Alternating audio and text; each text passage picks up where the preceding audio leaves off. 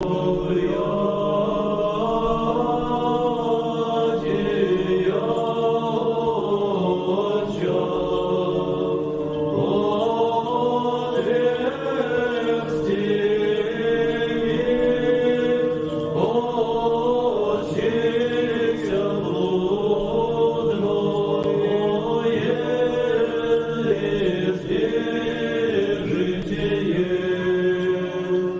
heavenly King, Comforter, Spirit of Truth, art everywhere present and fill us all things, treasury of good things and giver of life, come and dwell within us and cleanse us of all impurity and save our souls, O good one. Holy God, holy mighty, holy immortal, have mercy on us. Glory to the Father, and to the Son, and to the Holy Spirit, both now and ever and unto the ages of ages. Amen. Welcome back to Reason and Theology, everyone. Your host, Michael, on a Friday, joined by returning guest here, James Battle. We're both Eastern Catholics, and we are going to tell you why we are Eastern Catholics. But first, welcome back. How are you, James? I am well, thanks, Michael. Thanks for having me on again. I'm looking forward to this discussion. It's something that I don't know about you. Well, I have a pretty good idea about you, but I get asked about it pretty frequently. So I hope that this is a benefit to a lot of people. Do you? Okay, well that's good. I don't know if I get asked why I'm Eastern Catholic very often, but I think people should know. So here we are. We don't hear enough about Eastern Catholicism, in my opinion, especially on YouTube. So I think the more content addressing the issues, exposing people to why we're Eastern Catholics, the better. So here we are. Amen. One of the things for me is I'm a convert from Protestantism. And back in 2012, when I came into the Catholic Church, prior to that reception, I had already accepted the practice of paedo communion, communion for infants. Now, this is a practice, as you know, in the West was discontinued. It was a very venerable practice in the Western tradition for a very long period of time, but the West eventually discontinued that practice. Not all at once, but just over a period of time. And of course, that practice continued, however, in the Eastern tradition. So whenever I was looking into Catholicism and discerning Catholicism and Eastern Orthodoxy, one of the things that I preferred was the Eastern practice of reception of Holy Communion for infants. Now, I was faced with a tough position because all I had available to me were Latin Rite parishes. So if I were going to be received in the Catholic Church, I would basically have to say, well, okay, I may prefer this practice, but it's not something that my children are going to be able to benefit from because there are no Eastern Catholic parishes nearby. So I chose to enter through the Latin Rite and respected the Western tradition as I do now. I don't know if we can call it really tradition, but I respect the Western practice at this point of not administering communion to infants, but I don't think that it's the ideal. But of course, again, I respect the Western practice, and I also felt like this isn't a deal breaker. Like my kids aren't being deprived of salvation if they don't receive Holy Communion. It's not one of those issues, but it's certainly not preferable. Now, having the benefit of being received into Eastern Orthodox or Eastern Catholicism, I was received into Eastern Catholicism and transferred rights from the Latin Rite to Eastern Catholicism. And a huge reason for me was this very issue. In the Eastern Catholic tradition, we still administer communion to infants, especially Byzantine Catholics. So that was a major reason why I changed from the Latin Rite to the Byzantine Rite. What about you? Was that a big issue for you or not really? Sort of. So my story is, well, I agree with you. I would say that paedo communion is probably, at least the way I see it, would be like a small t tradition, right? It's been going on long enough that it's been the expectation for a few centuries now. And I looked into why it developed the way it did. It seemed to me the short version is it was something that happened out of necessity, right, for the time, and it just stuck, which is how a lot of our our small t traditions and practices end up finding their way into the church, really. Mhm. So, yeah, I understand it. I respect it. But the ancient practice does seem to line up with the Eastern Rite practice, right? Mhm. So here's the thing, and we can talk about this more in a little bit, but my journey to the Eastern Church was a strange series of coincidences or God moments. I mean, it's just it was odd. Yeah, it's strange. I haven't got a chance to really tell this, but before, but it was yeah, it was just bizarre. And I found myself in the Eastern Church. We had two boys who were baptized Latin Rite, Mhm. and then we were pregnant with my daughter Claire, and we were, to fast forward a little bit, we were attending an Eastern Rite parish, and we had become members, even though we were all still canonically Latin Rite. We Mhm. were registered members of St. John Chrysostom Mission Parish out of Washington, and so our priest at that time, our priest was Father Michael Mandelis, an Eastern priest, and we didn't want to take our daughter to a priest we didn't know, to a church we weren't really familiar with, to have her baptized. So we approached him and had a discussion. He said, "Yeah, you guys are members. It would be good, if you decide to raise her in the Eastern Rite, but you're canonically Latin. I'm going to have to file some paperwork with the bishop, Mhm. Mhm. with your bishop in mind." And and then that was that. So she was baptized, chrismated, and received her first communion Mhm. all at once as a baby. And as I was watching, it just, I don't know, it seemed like this feels right. I realized Mhm. that's not an argument, but to me, as I was watching it, I'm like, yeah, why shouldn't our kids have all the sacraments? This did create some challenges, some friction later, when we moved back from, if anybody knows Washington, we moved from Mount Vernon back to Tacoma, and there weren't any Eastern Rite parishes nearby, so we ended up at the Latin Rite parish. We also, to make things even more confusing, I had a son who was 7, and he still had yet to have his first communion. Mhm. So we had to enroll him in first communion, ECCD somewhere. So we started attending the Latin Rite parish, and then there were multiple priests at that parish, and we talked to them, and some were fine with our daughter receiving communion. And they said, "Oh, absolutely. Absolutely, she has a right to receive communion. She's received confirmation, and she has a right to the sacraments." And other priests were just, they said, "No, absolutely not. It's a scandal, and I won't allow it." So it was very challenging having one foot in the East and one in the West, or two children in the West and one in the East, right? Yeah. Yeah. um, Yep. Yeah. I so look. I can. yeah. I can relate there. When I went to Eastern Orthodoxy, I spent some time in Eastern Orthodoxy, and then my children were chrismated Hmm. and were receiving communion in Eastern Orthodoxy. And when I reconciled myself to Rome, obviously my kids were, brought with me.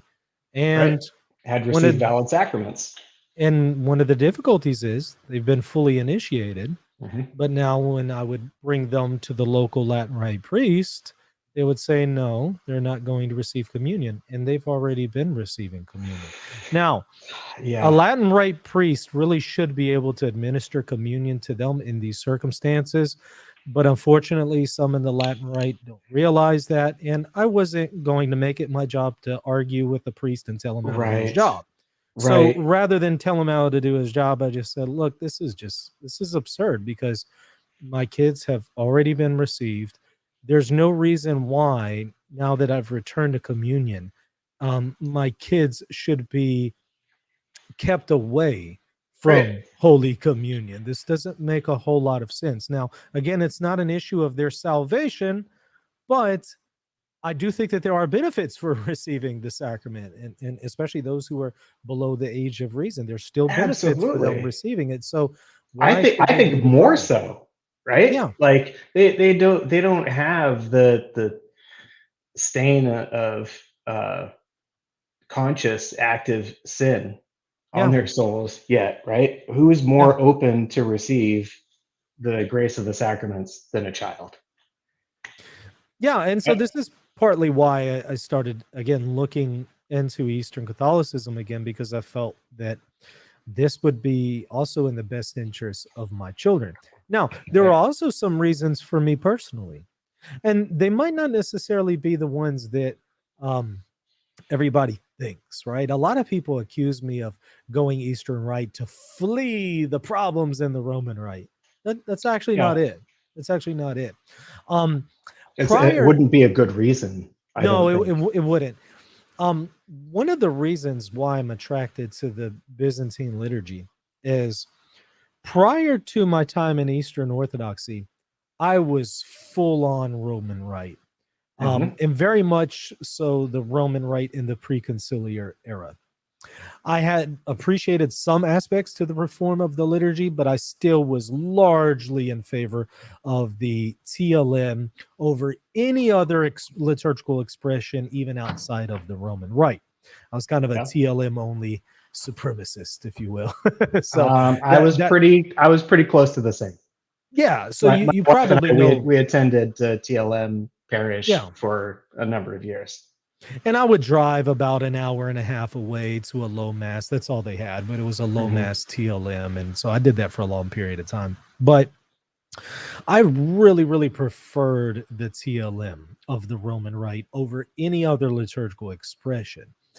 That being said, whenever I went to Eastern Orthodoxy, though I had that disposition, as I really began to live the Byzantine liturgy, my preferences changed.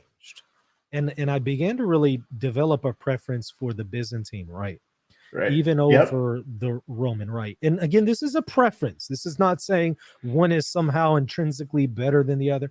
No, I'm just talking about a matter of preference. And once again, when I was reconciled to Rome, that preference has remained. And so Hmm. it speaks to me more than the Roman Rite does. So that was a huge reason for me to make again that transition, is because again, Byzantine piety and liturgy speaks to me a whole lot more than the Roman expression. Well, so What's been your experience here? yeah, I mean exactly the same because the Latin Mass is beautiful. Mhm. The Novus Ordo it can be beautifully celebrated or poorly celebrated as well. Um, I've seen some NO masses I've attended. I was talking with somebody about this in the chat the other day. I went to a Life Teen mass um, that knocked my socks off. Like I've probably wouldn't make a blanket recommendation, right? Mhm. But at this Sure. particular parish, um, I think it was Saint Timothy's in Arizona where Life Teen got started, right? Mhm. Um, it just knocked my socks off that they had a full drum set. I walked in, my first thought was, oh no. Oh boy. Yeah. Not a good sign, in my Right. opinion. Not in the Roman But Rite. Whoa. they used Latin. Hmm. They incorporated Gregorian chant. Okay. Um, it was amazing. Now I had to go and do my homework and remember which parish that I went to because when I worked for Verbum before, I traveled to I don't know 75, 85, 95 dioceses in the U.S. and Canada and visited all parishes all over the place. So a lot of it blurs together. But I looked it up. It was St. Timothy's. The videos that they have online do not comport with the experience that I remember. So I wouldn't go necessarily searching for the Sunday live stream, right? To see that's not what I'm talking about. Hmm. um, but it was fantastic, and beauty, truth, goodness, and beauty are all the things that attract us to God, right? So there's beauty in the Latin Mass, there's beauty in the NO, there's beauty in the Eastern liturgies. Um, but we're not all attracted to the same things. even if you can say somehow make an argument that something is objectively beautiful, Mhm. we're not all attracted to the same things. Which is why I encourage people to come and visit, come check out an Eastern liturgy and see what it's like. See for yourself. Mhm. Just experience it. And like my wife and I, spending 10 years in the Eastern Rite off and on, having been members of multiple different parishes, Mhm. you don't have to go through a change of rite to be a member of an Eastern community. Mhm. You don't have to change your canonical status. Now, if you're younger and you start having children, you may run into problems like I did, or Right. run into problems like you did when you go take your kids to, a Latin Rite parish and have issues with communion. But what I found with young children, the way of receiving communion in the Latin Rite, if they're young, they don't know what to do anyways. They're used to receiving from a spoon, or the Melkites, used to receiving um, from the hands of the priest.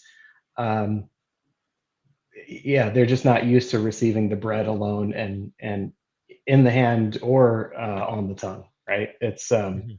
but if they get a little older, yeah, it can be problematic. So you're really only looking at like maybe age 5, age 6, Mhm. because by the time they're that old, usually they can go up and receive communion. Nobody's going to blink at it at all, unless your child is unusually small for their age. Mm. Which, Let yeah, my 4-year-old extra small daughter was, she stuck out a bit. what do you think about Mm, Eastern Catholic, especially Byzantine? mhm. Because I mean, there's obviously a lot of different kinds of Eastern Catholics, but here I'm focusing on Byzantine Right. since you and I are Byzantine. But what do you think about some of the Byzantine practices and devotions? Because, for example, I've prayed the Liturgy of the Hours in the Roman Rite and also the Rosary many, many, many times. But something about the Byzantine Liturgy of the Hours and also the Mhm. prayer rope and that devotion speaks to me more Yeah. than those Roman devotions. There's nothing wrong with them. If somebody prefers those over others, great, more power to you. Well, we're But we're one church. We can Mhm, use the pieces of tradition that we want. mhm, Um, sorry to just jump right in because I get excited about this. mhm. Yeah. Icons, icons were such a big thing um, for us. It opened this huge door into the communion of the saints and into our Mhm, relationship with God mhm, and into our ability to strive to reach that same place, right? So mhm, we have many of our Latin Rite friends now have icons in their home. If they come and visit, they ask us about our icons. What does this mean? Wow, this is beautiful. Why do you use this? Where can I get one? Right? Those are the most common questions. Icons are, I think every Catholic should use icons. And heck, even I don't care if you're Protestant, you get some of the icons of Jesus and our Blessed Mother. Absolutely. I would like to see more of an emphasis on the use of icons in the Western tradition because it does seem that the East digested the Seventh Ecumenical Council a little bit Hmm. more than the Western practice did. And I think it was actually Ratzinger who said as much. It really does seem that the West, though they accepted obviously the orthodoxy of Nicaea too, it wasn't Hmm. really digested as well in the West as much as it has been in the East. And I think this is an opportunity for the Western tradition to recover the use of the icon. I'm not saying it's not Absolutely. there, but maybe to recover it in a deeper way and digest it in the way that the East has. Oh, absolutely. Well, and look at I think we're starting to see this. I'm starting to see more iconography appear in um, even simple things like book covers for Catholic authors, right? Starting to see more icons um, and not just your traditional classic Western artwork. But look at like the Jesus prayer. So this bracelet, so just the Jesus prayer bracelet. I think it has 50 knots. Sometimes you can get 33 knot or 100 knot ones. There's different ones that you can get. Usually the Chotki, or what's the other name for it? It's on the Yeah, tip of my tongue. But yeah, you I can just get those call it a prayer prayer ropes. rope. Yeah, Yeah, exactly. Why not just, you don't have to I think use Combaskini. the Kombiskini. Yeah, Yeah, yeah. But these are like, this is fantastic. And I can't tell you, there's been multiple times. This is like, I know people who wear scapulars, and this is like the scapular for me. It reminds me of my faith, and I literally do not take it off. I wear it until it breaks, hmm because it's much smaller when you get it. The lamb's hmm wool is, they're very, very tight. Like, I couldn't even fit it on my oldest son's wrist. Like, we still had to stretch it out. So you stretch this thing out, it does not want to come off. So I leave it on until it breaks. And it's a constant reminder, Lord Jesus Christ, Son of God, have mercy on me, a sinner. And you talk about recovery, like, that's right. It's recovered into the Divine Mercy Chaplet, right? Like, we're starting to see both lungs breathing together, at least a little bit more, certainly more than 100 years ago. Um, yeah, and the problems that the Eastern Rite has had in America, especially since then, we're seeing a lot more openness. Um, as I don't know if it was you or Father Deacon Dragani who mentioned Father Dozier, who was our priest at St. George in Washington. Um, he said we're living in an Eastern Catholic moment right now, and we'd had a few discussions about this. Of course, I absolutely agree with him. Um, we really are. The East is different enough from Western culture that the automatic, oh, I already know this. Oh, I already know this, and dismissal of the Western Christianity. That automatic dismissal doesn't happen in the East. Most people are not familiar with Eastern Christianity of any kind, especially Eastern Catholicism. And so there's a curiosity there that doesn't doesn't normally happen when you say you're Catholic, right? It opens conversations, absolutely. We're in, I think the Eastern Catholic Church is going to be a major vehicle for the new evangelization. yeah. Absolutely. We are in a great spot. Yeah, I think the Eastern Catholic Churches helps balance out some people's desire for the Eastern tradition, but also on the other hand, to have that tradition in full Catholic communion with the Roman Pontiff. Right. Eastern Catholicism is that perfect balance. So I really think that this is time for Eastern Catholicism to shine, Yeah, because a lot absolutely. of people want both of those things, and it's only in Eastern Catholicism that those two things meet. Well, so here's the thing. Like, you mentioned liturgy of the hours and praying the rosary.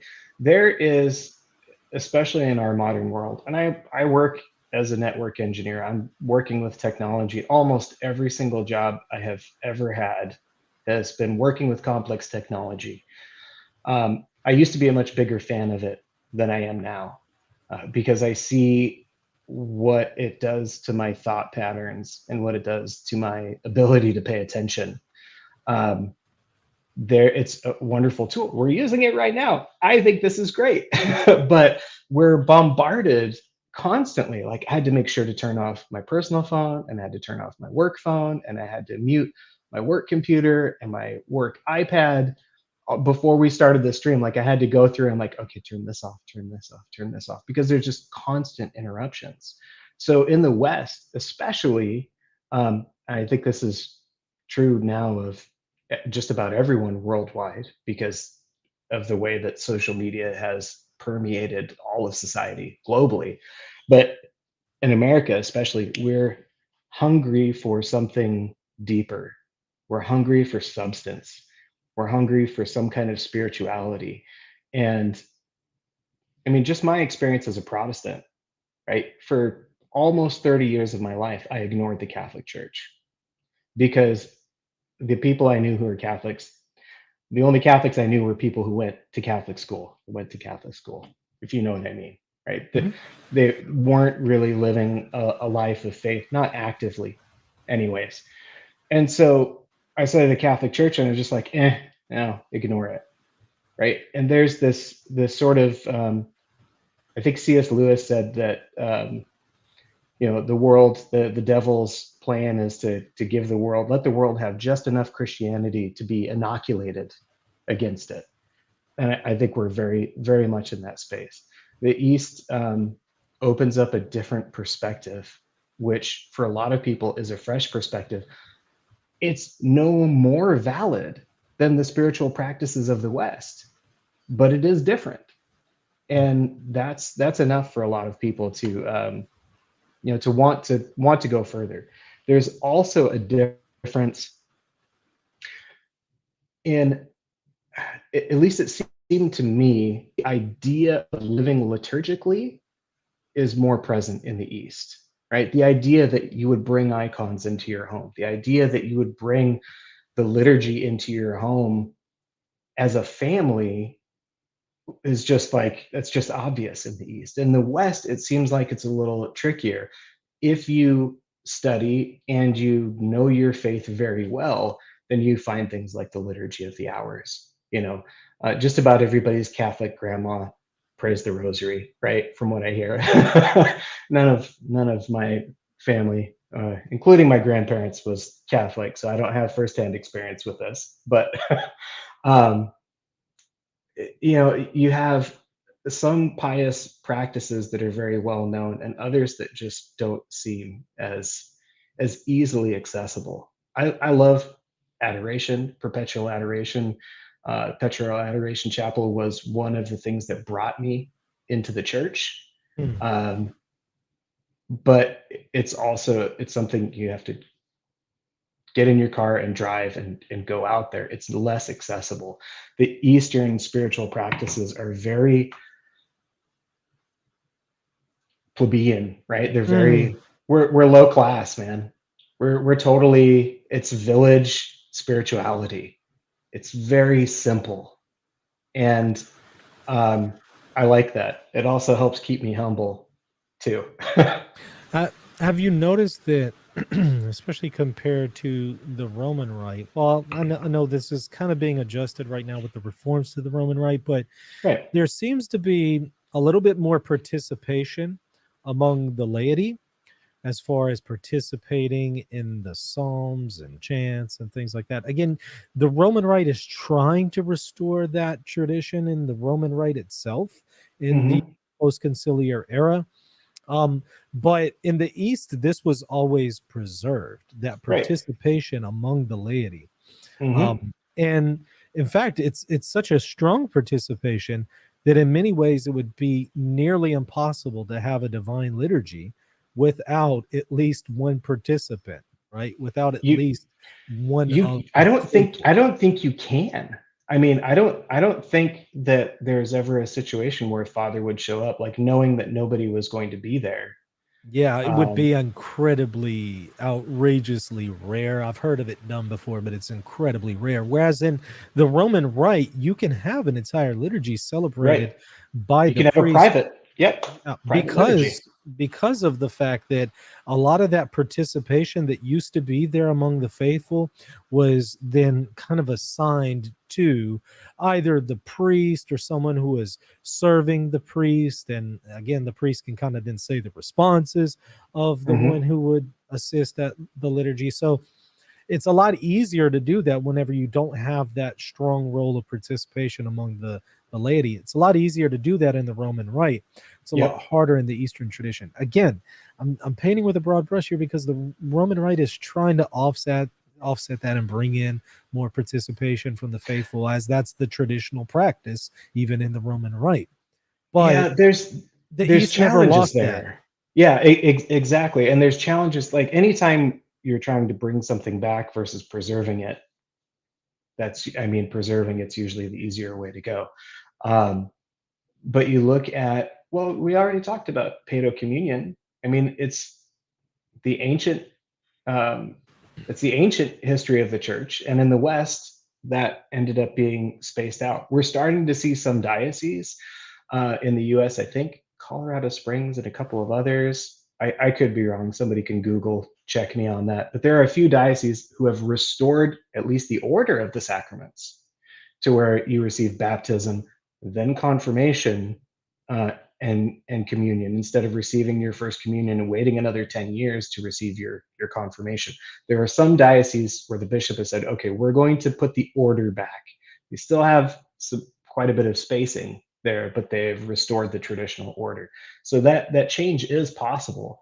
Um, but yeah, participation is going to look very different, and especially for Latin Mass enthusiasts, um, I don't know that participation of the laity is very possible. One of the things that I found beautiful about the Latin Mass um, was the silence and the choral music, and having that opportunity to be still, which is very, very difficult when you have small children, right? Like that sort of experience only pretty much happened if I went alone, by myself.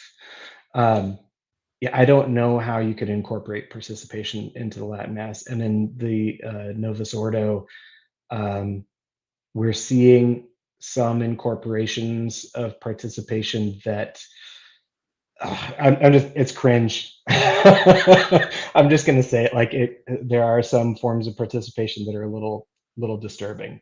So Mm, God is good. It's all gonna work out. mm. If It's you a little were, messy right now. yeah, that's certainly true. If somebody were to ask you, what's the main reason why you're Byzantine Catholic instead of Latin Rite, what would you say is the biggest reason? Because I think God is calling me and my family. And how do you know that? That okay. So here's the. Because I'll other people I'll are try going to to be wonder this. They're going to right. wonder the same thing. How do I know if Right. God's calling me to this? Right. Well, like I said before, go and attend. Right? Go. You can go. You can attend. You can go to confession. You can receive communion. Go and attend. If there's an Eastern Rite nearby, whether it's Byzantine or Melkite or Syro-Malabar, if you have, or Ukrainian, if you have multiple rites near you, even if you're completely happy with the parish that you have, you should go visit those other rites just to show support and to see what our whole Catholic faith has to offer you, because otherwise you're missing out. Um, I have plenty of friends who have no desire to change rites, and they use the Jesus prayer. They incorporate icons, and it's made a profound impact on their lives. So here's what happened. Be as brief as possible.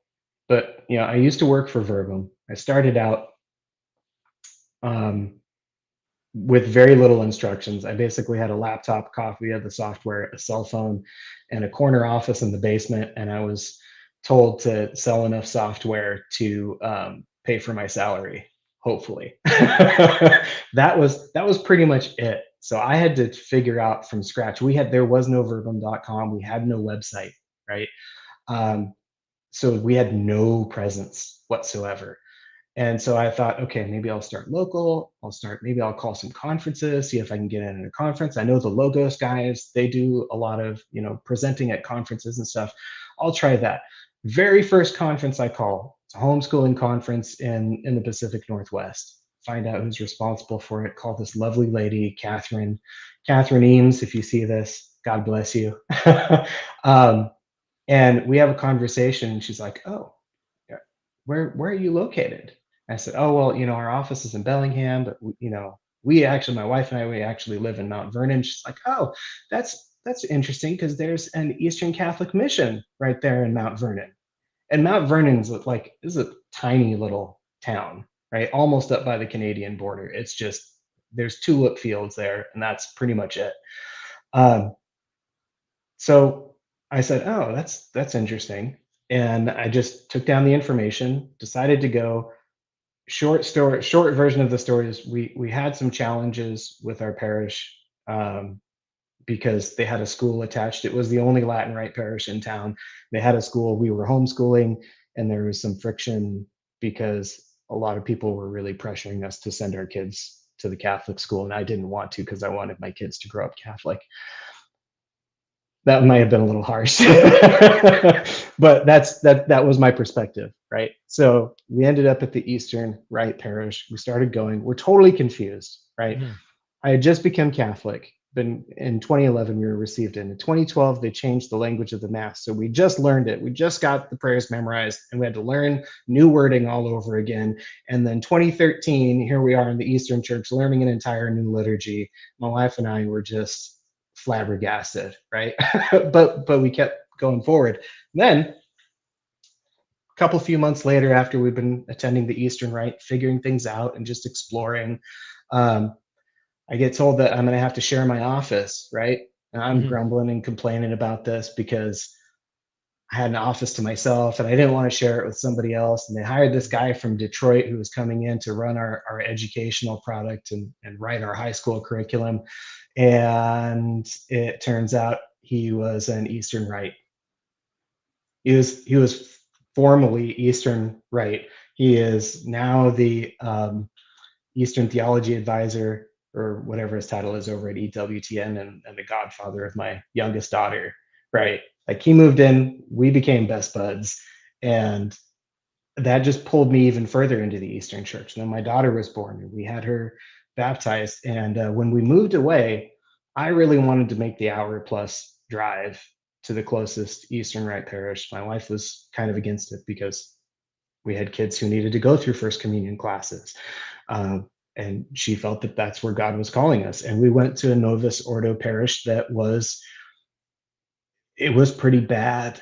Um, there was one that I called the cowboy liturgy because if you imagine someone who was maybe a Johnny Cash impersonator doing liturgy with the guitar and somebody with a twangy bass, as a musician, that was really hard for me. It was very, very hard. And I was angry, right? Like I wanted to get out of there. I wanted us to, convert to the Eastern Rite. I was convinced that, it was the right thing to do. Um, that was a couple years, that went on for a couple of years. One day, um, and I will say this for the whole world, my wife was right. So we have recorded evidence now.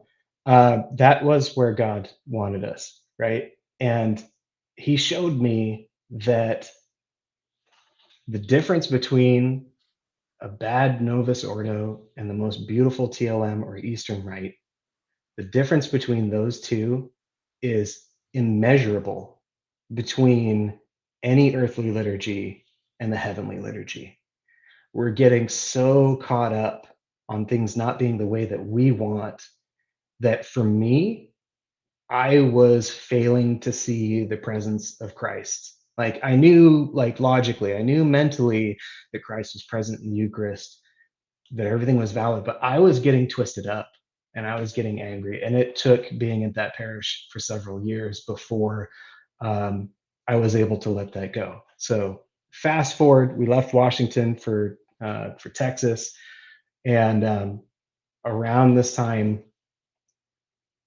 my wife had some health issues and has developed a very severe autoimmune response to wheat, not gluten. Mm. We tried, she ordered low gluten hosts, ate a fraction of one, and was sick for, I don't know, like 2, 3 months. It was very difficult. Um, I get a little emotional because it was a long struggle. And in the Latin Rite, um, there is no way to receive communion under the species of precious blood alone. You're always going to get a particle. And she is so sensitive that even a particle, like I don't eat wheat because if I kiss her, like she'll break out and her joints will start hurting. Like it's that bad. So in the Eastern Rite, we talk to Father, and he can consecrate a separate chalice without any bread in it at all, um, which is just not possible for us in the Latin Rite. We don't have a home together in the Latin Rite. The East really is the only place for us. Um, So that, I mean, what else are we going to do? Like, where else can we go? Um, but the blessings that we've received since being in the Eastern Rite uh, have been tremendous. And I can pause for a little bit, but we can talk more about that later. I asked my kids and I asked my wife, like, what do you like better about the East? What do you like? Not necessarily even better, but what do you enjoy about the Eastern Rite? And I can share some of that here in a little bit. Well, what's your favorite liturgy? Mm. Do you have a particular one? Um, I'm I like the bread and butter, man. I like the John Chrysostom liturgy. I love it.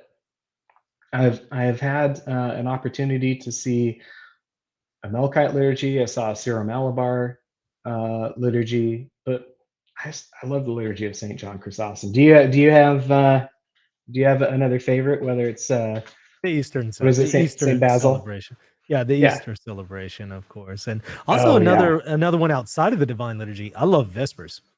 Mm. I have not had an opportunity to go yet. We've been talking about restarting that at our parish. We did. Okay. Yeah, There's yeah. it's We pretty it's pretty complex, which is kind of the Roman Rite is easier to pray when it comes to the liturgy of the hours. It doesn't really assume that you have multiple people praying the liturgy of the hours. Yeah. Okay. Whereas the liturgy of the hours in the Byzantine tradition is really made for multiple people. So it's a little bit harder to do.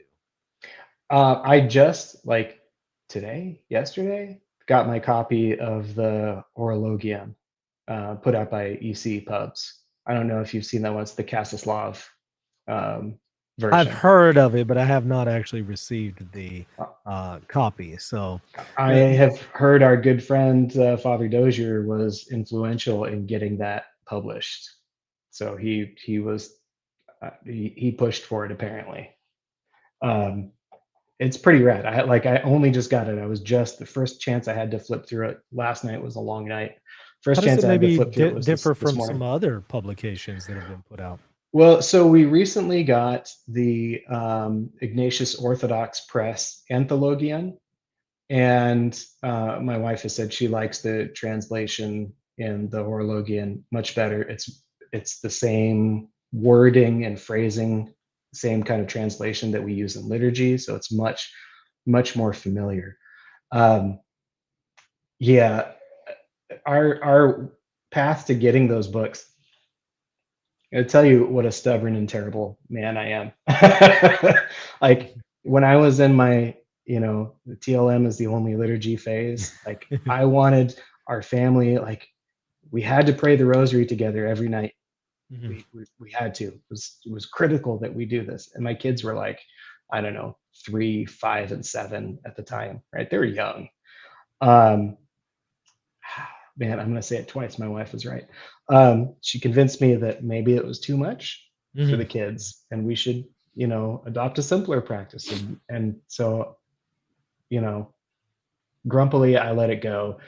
Um, since many years ago, like my heart has changed and seen the Mhm. wisdom of that. And we just, we would say the Our Father. We have our patron saints. We'd have our own personal family litany of the saints, where we would go through our family um, litany of saints, right? And that's what we did, and we made it a habit. And if it's a late night, like our kids come to us and ask, if we're going to do prayers, if the schedule is off, right? Mhm. So just a couple of weeks ago, I let it go. I let it go to God, and I just, instead of pushing the issue, I'm like, I just give it to God and say, God, you're in charge here. I'm just going to try to work on my own personal holiness and be the best example I can be, because I have a lot of work to do. Um, please take care of my family. And my son, my middle son, who's 10, just out of the blue a few weeks ago, asked, "Hey, is there some kind of book or something that we can get to say the prayers like the monks did? Because I think that would be really great." So we ordered the book, and he gets up by himself in the morning, and he will go and lead prayers nobody's telling him to. Like, Mhm. he's just doing it. I'm like, I'm just blown away, man. That is not a product of my instruction or forcing or enforcing. That's totally a God thing, and it's just amazing. That's And awesome. the family's loving it so far, right? There's so much, and with kids, we're just doing what we can, morning and evening right now. But it seems like it's actually laid out pretty well. The hours are laid out pretty well, better than the Antilochian. Do you still get to participate in the readings during liturgy? Oh yeah, yeah. I actually am in the rotation to be a reader. Um, I'm working on being a cantor. We actually just got a cantor, an official cantor here recently. I'm working on that as well. That's awesome. Yeah. Being a cantor, that's a challenge there. Yeah, it is. And for anyone who goes to a Ruthenian Rite parish, you're gonna find you're gonna find one of these. Yeah. Some people call it the Teal Terror, and as I've grown to love this Mhm, book a mhm. little bit more, I think that that's a little harsh. But I agree. the layout is not intuitive Yeah. to Westerners, Right. right? To anybody who hasn't been to, man, I got to tell you, I've been going to liturgy off and on for 10 years. So I've probably gone, every Sunday for at least 4 years worth of Sundays, right? Out of the last 10 years. And I think I finally just figured out how to use this book mostly like last week. Not much longer ago than that, man. So when you go, just you're going to want to participate because Yeah. everybody around you is singing, Yeah. good or bad. Everybody around you is singing. Yeah. Yeah. Um, but just, follow along the best you can, but don't worry about trying to flip through the different pages, right? Um, just follow what you can follow. The order of the liturgy, of the main part of the liturgy is in the beginning. That part's easy to follow. Don't worry about flipping through. You know the Our Father. Just don't sing and the Son, right? Because it's Eastern, right? And you're good, right? Just go and enjoy and have the opportunity to just be able to, I would say, sit and listen, but really you're going to stand and listen. Wear comfortable shoes. Wear Yeah. comfortable shoes. Yeah, because we And usually stand yeah, in the Byzantine tradition, and the oh way yeah, that kneeling is a sign of reverence in the Roman Rite, standing is a sign of reverence in the Byzantine tradition. So hmm that is gonna be something that, is gonna be a little bit different. Sometimes you'll see pews, but in a lot of times, a lot of Byzantine Catholic churches, you won't see pews, but you might see some yeah, chairs on the side in case you get tired or something like that, but there's a lot of standing involved because, again, it's a sign of yeah. honor and respect. We have pews in our church. We've got some elderly folks and anyone with health issues, bad knees or bad, Mhm. like, don't feel bad about Right, sitting. Sit right. down. If it's distracting you, if you're in pain, sit down. That's Yeah, one thing about the Eastern Rite that's actually, we're pretty chill, man. yeah, People do some different things, partly because a lot of Eastern parishes, a lot of Ruthenian parishes at least, are full of converts who are trying to figure things out, mhm. right? Or full of Latin Rite Catholics who are members of the parish, at least a good chunk. So there's a lot of grace.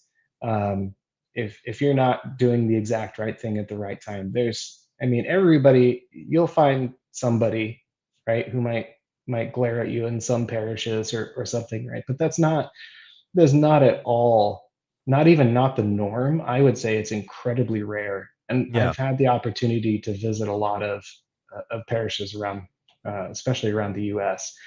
And it's, yeah, we're pretty cool about things in the East. Yeah, I've had great experiences so far. I'm sure that there are some places here and there where you'll encounter someone who's Yeah, judgmental, but, that you'll find that anywhere you yeah. go. Sin is everywhere, man. Yep. Non-Catholic congregations, doesn't Yeah. matter. You always find somebody like that. But for the Yeah. most part, I haven't really seen a whole lot of that in the Byzantine churches that I've gone to. But you're right. I mean, definitely don't skip leg day for at least Yeah. for at least the liturgy. And Yeah. and again, if it's your first time, as you note there, don't really worry about trying to fumble around through the liturgy. Just sit there, soak it in, take it in. It's kind of like if you're a Yeah. Protestant, you attend a Roman mass for the first time, don't try to sit there and figure out the Roman missal. Just participate. Yep. I mean, Exactly. just take it in, and that Yeah. is your participation. Yeah. Yep. Absolutely. And the other thing, so I asked my kids, I asked my wife and I asked my kids, what do you like about the Eastern Rite? And one of the things that came up, of course, icons. I took some notes here. I'll make sure I don't misquote them. Icons, the singing, right, Mhm. um, and community, Mhm. because this is something, and I think it's important to make a distinction between the Eastern Rite versus the Western Rite, and Eastern culture versus Western culture, or the Western mindset, right? There's there's more of a focus on family, and part of that is reinforced by the fact that there really aren't a whole lot of large Eastern parishes now. With the Melkites, um, with the Ukrainian, right, with the I can never know if I think it's Chaldeans or Chaldeans. Chaldeans. Yeah. Yeah, I hear it pronounced both ways. Like if you're in the Detroit area, there's a huge Chaldean Catholic Mhm. community there, so they have some larger parishes. But most of the time, you're going to find fairly small parishes where you get to know people really Mhm. quickly. I have made more friends that not just like acquaintances, but friends that I cherish in the last year and a half at our parish than I have in years of attending other parishes, right? Mm. It just there's just more opportunity for you to get to know each other. And the other thing is, I know we're working on a lot of things of cleaning up at our parish. There was some deferred maintenance that went on for a while, and Father Tom is really doing an awesome job of getting things cleaned up. So I haven't bugged him yet about maybe removing the pews, Mm. but the great thing about that, when you have pews on the sides, um, is families all kind of stand together in these knots, right? And the children, man, if you have kids who are active, or you're trying to get your small children to sit still during the Latin Mass because, um, you know, old Jerry, 3 pews in front of you, keeps turning around and loudly saying shh, right? If you have kids who are especially energetic, definitely take them to an Eastern Rite to experience things, because they're constantly engaged. And when you don't have the pews, the families stand in knots. And it's like, if you're old enough to remember department stores, I mean, I guess we still have department stores, but not so much anymore. If you've ever seen a mom with her kids at the department store, where the kids are just like going, you have the clothing section where there's all the racks of clothes, right? And the kids are just like doing figure eights around the racks of clothes. Liturgy can be like that. Like the kids are orbiting the liturgy like it's some kind of Oort cloud. Um, and it's just this slow, kind of quiet chaos, and it's fine. And there's so much for them to do. And Father uh, leads the procession with the Eucharist, and the kids are able to reach out and touch his robe. I say kids, but I like to sit on the end of the pew, so I get a chance, right, to reach out and touch Father's robe, which is evocative of the woman with the hemorrhage, right, who touched Jesus's robe and was healed. Or do you know what that 3-pronged candle is called? I should have looked this up before. Yeah. But it's not the Uh, tris tr- the the tri something. tri It's not the trisagion. Tricurion, is it? Tricarian. Yeah, yeah. That sounds right. I'm gonna go. We'll go with that. Somebody can Google check us later. Because But it like, means the three times that you say, um, well, yeah, no, hold on. I'm trying to find it. if Robert Klesko is in the chat, He's almost a deacon, so it's pop quiz time. You should know this. But like the kids they'll hold the candles, or they'll come forward during the gospel reading and grab my kids, and we all file forward and we get close to father or deacon as they proclaim the gospel. Bring the kids close. Father comes around with the gospel, and before COVID times, you would kiss the book. Now he just kind of Mhm. lightly bonks you on the head. Mhm. Sometimes he slips a little when he goes to he blesses me extra hard. Yeah, I found it. Yeah, Tricurion, and then the trachea. one with 2 is Dicurion. Yeah. So there's so much to occupy the kids. And if Mhm. you have especially energetic kids like I do, I know that one of my children we had some hard times in with liturgy, and I don't know if he remembers this now because this was years ago. He was pretty young. He said he hated going to mass Mhm. because having to sit still and having to kneel and having to be quiet was just torture for him. Mhm. Um, there's not much being quiet in the Eastern liturgy. There really isn't. There's only the prayer before communion that's spoken. Everything else is sung, and Mhm. you're constantly responding to the call, right? So the Mhm. father or deacon gives a call and the congregation responds.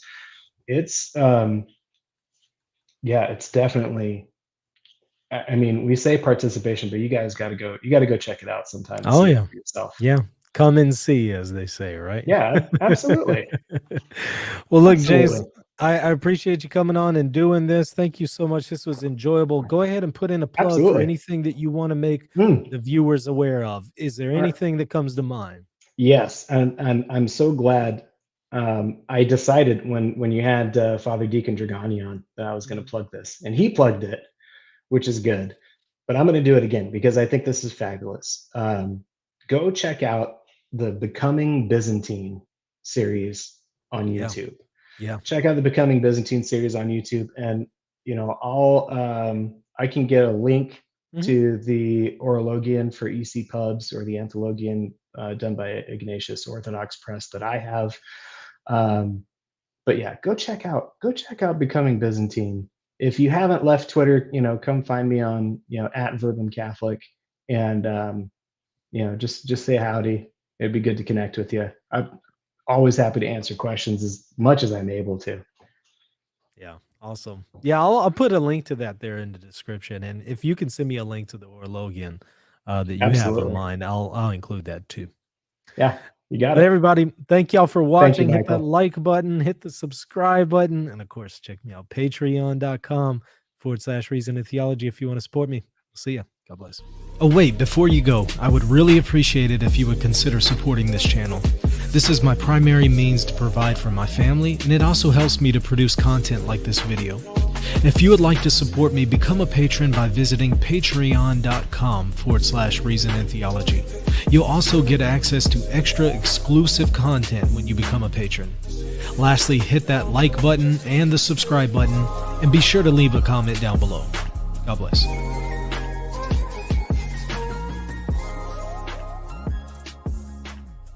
Hey RNT fans, just a quick word about one of our sponsors, Verbum, an excellent Bible and theological software. Go to verbum.com/reason. You'll support what we're doing here at Reason and Theology. You'll also get 10% off any of the packages that you choose, along with 5 free extra books.